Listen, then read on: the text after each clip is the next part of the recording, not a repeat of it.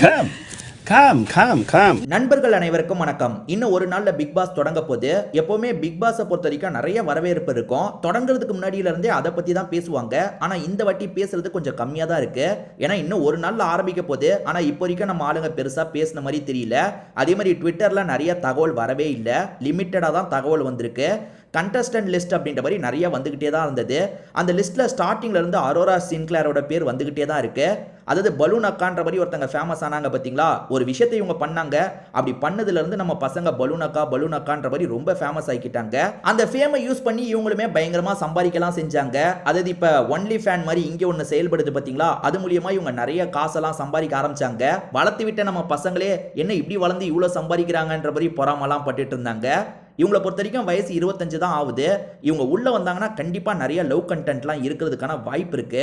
அதே மாதிரி இவங்க வெளியே பண்ணிட்டு இருக்காங்கல்ல, ரொம்ப கிளாமரா சில விஷயங்கள் பண்ணிட்டு இருக்காங்கல்ல, அதை பத்தியும் உள்ள பேச்சு அடிபட வாய்ப்பு இருக்கு. ஒவ்வொருத்தர் ஒவ்வொரு மாதிரி கருத்து சொல்ல வாய்ப்பு இருக்கு.